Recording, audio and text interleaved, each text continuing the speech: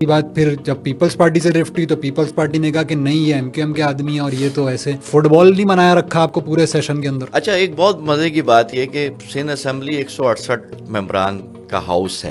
168 ممبران کے اندر کوئی 30 افراد پہلے اور پھر لوٹے ہونے کے بعد 27 افراد پی ٹی آئی کے رہ گئے. 21 لوگ ایم کیو ایم کے تھے, 13 افراد جی ڈی اے کے تھے, باقی پیپلز پارٹی کے تھے, 3 ٹی ایل پی کے تھے اور ایک میں جماعت اسلامی کا. سمجھے کہ ٹی ایل پی اور میرے علاوہ جو اپوزیشن تھی وہ فیڈرل گورنمنٹ تھی اور ادھر صوبائی گورنمنٹ تھی, دونوں ہی گورنمنٹس تھی. تو اصل اپوزیشن ہم تھے اور اصل اپوزیشن جماعت اسلامی کر رہی تھی سندھ اسمبلی میں. یہ تو اپنے اپنے مفادات کے تحفظ کے لیے اسمبلی کے ڈیسک بھی بجاتے تھے اور تقریریں بھی کرتے تھے, مائک بھی استعمال کرتے تھے. یہ جو پوری اپوزیشن بعض اوقات میرے خلاف دکھتی تھی تو وہ میرے خلاف نہیں تھی, کیونکہ میں پورے ملک کی اپوزیشن لیاری سے منتخب ہو کر جماعت اسلامی کا آدمی سندھ اسمبلی میں کر رہا تھا. پیپلز پارٹی میری مخالف دکھتی تھی یا بیان بازی یا پوائنٹ اسکورنگ کرتی تھی تو وہ میری واقعتاً سیاسی حریف بھی تھی. میں اس کو شکست دے کر کے آیا تھا, اس کے گڑھ سے شکست دے کر آیا تھا. تو میں جہاں کھڑا ہوا تھا الحمدللہ, وہ کہتے ہیں نا کہ آج کل لاڈلوں کی اصطلاح جو ہے وہ کسی اور معنوں میں استعمال ہو رہی ہے, لیکن مجھے تو اکلوتا ہونے کا لاڈلے کا اعزاز ملا. اور میں آپ کہہ لیں کہ سندھ اسمبلی کے ملازمین ہوں, سندھ اسمبلی کے ممبران ہوں, چاہے اپوزیشن بینچ پہ بیٹھے ہوں چاہے ٹریجی بینچ پر بیٹھے ہوں, میری باتوں سے